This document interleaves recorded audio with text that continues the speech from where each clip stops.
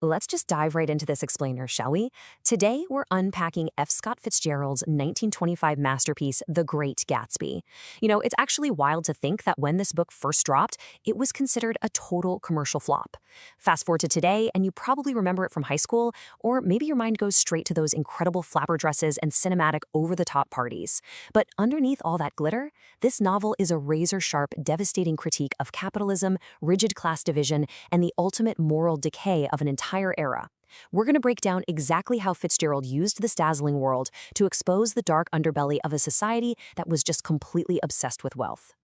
Okay, so we're actually going to start at the very end of the novel with this incredibly famous poetic passage. It drops us right into the beautiful tragedy of the story, setting the stage for a narrative that's really all about chasing impossible illusions.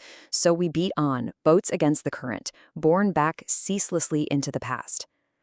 Why are these characters fighting so hard to row backward into a past they can never actually recreate?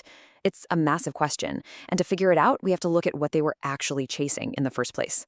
But before we even get to Gatsby himself, we've got to talk about what the American dream was supposed to be. Historically, it was rooted in the ideals of equality, personal achievement, and honest hard work. Think Benjamin Franklin and that whole idea of civic virtue. Fitzgerald, however, is showing us what happens when that noble ideal gets completely hollowed out. What actually happens when the dream is stripped of its moral foundations and corrupted into a pure, unadulterated obsession with wealth and status? Well, the 1920s jazz age changed absolutely everything.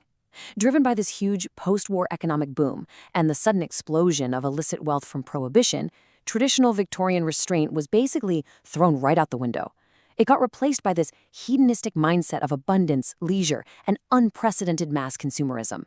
This is the exact world our characters inhabit, a society that's absolutely drunk on fast money and honestly completely disconnected from reality. And really, nothing captures that hedonism better than Gatsby's house. The intoxicating allure of his cinematic parties is just undeniable. It's so fascinating how our sources point out that Gatsby essentially dispensed starlight to casual moths. These spectacles are specifically designed to dazzle, but underneath, they act as this glittering, meretricious facade that masks a really deep societal emptiness. It's like an extended metaphor for the era itself. Incredible on the outside, but underneath, it's just this transactional display. He's literally trying to buy his way into a world he doesn't truly belong to. Which brings us to the rigid, almost invisible class divide that completely defines the novel. On one side, you have East Egg. That's the old money elite, people like Tom and Daisy Buchanan. These are folks with inherited wealth, blue bloods, and a sort of careless, static existence. Then, across the water, you have West Egg, where Gatsby lives. This is the land of new money, built on shady bonds and bootlegging, known for gaudy pink suits and ostentatious displays. So Gatsby might have millions, but that invisible barrier between West Egg and East Egg means he is fundamentally blocked from ever truly joining their distinguished secret society. And that block? That's exactly the point. Because Jay Gatsby isn't even a real person. He is a totally constructed persona. As Fitzgerald writes, he sprang from his platonic conception of himself. He started out as James Getz, this poor farm boy from North Dakota, and meticulously built a brand new identity, mythologizing his own past. In modern terms, Gatsby is basically a walking simulacrum, a fake image so convincing that he actually believes it himself. He is literally trying to buy a new past to secure his future, which just goes to show how deeply materialism can corrupt authentic ambition. Which, of course, brings us to Daisy. Gatsby famously says her voice is full of money. It's such a chilling, telling line, isn't it? It proves this isn't just a pure romance. Daisy is a symbol. She is the king's daughter high in a white palace.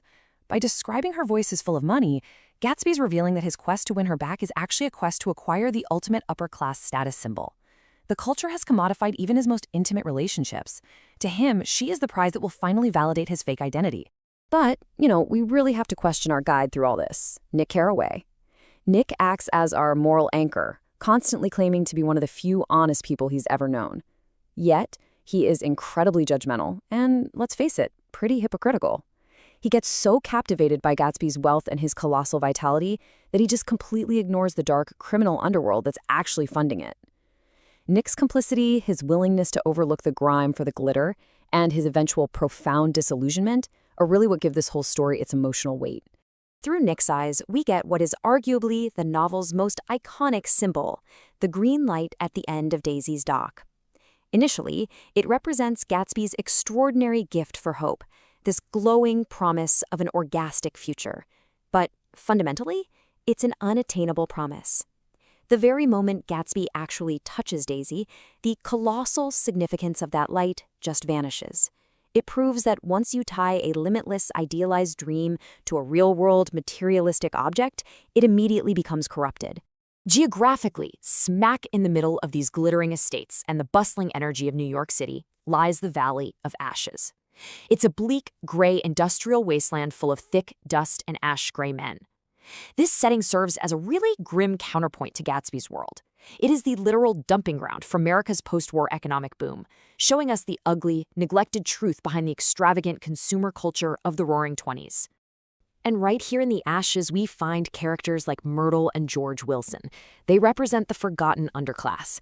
George is just exhausted and broken by the system, while Myrtle possesses this fierce vitality and is desperately trying to use her affair with Tom Buchanan to climb the social ladder.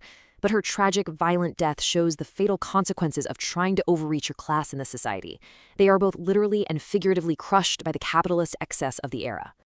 And brooding over this entire valley of industrial waste are the giant, faded billboard eyes of Dr. T.J. Eckelberg. The characters briefly look up to them as if they're the eyes of God, watching and judging the moral decay below. But ultimately, they're just an advertisement, just an old sign set up by an eye doctor trying to get rich. They perfectly symbolize an empty, consumerist society that has completely lost its spiritual and moral anchor. Essentially, God has been replaced by capitalism. The absolute breaking point arrives at the climax of the novel, when Tom Buchanan's crude old money machismo finally goes head-to-head with Gatsby's romantic new money illusion. Gatsby just doesn't stand a chance. The text says it all. Jay Gatsby had broken up like glass against Tom's hard malice.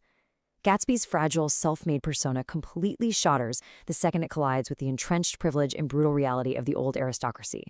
He is ultimately punished for daring to reach above his station. So, what happens to the elite after all of this? Fitzgerald leaves us with this incredibly damning verdict through Nick's narration. They were careless people, Tom and Daisy.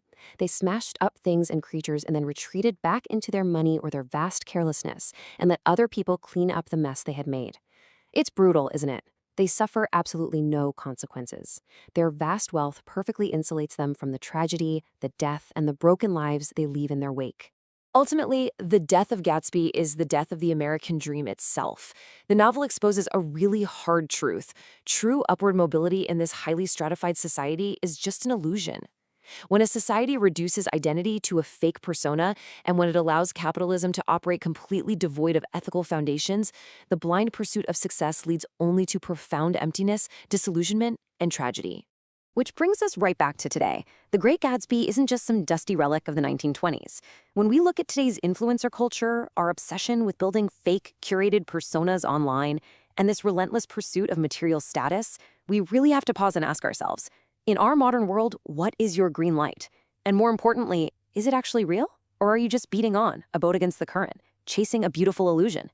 Something to think about. Thanks so much for joining me on this explainer, and I'll catch you in the next one.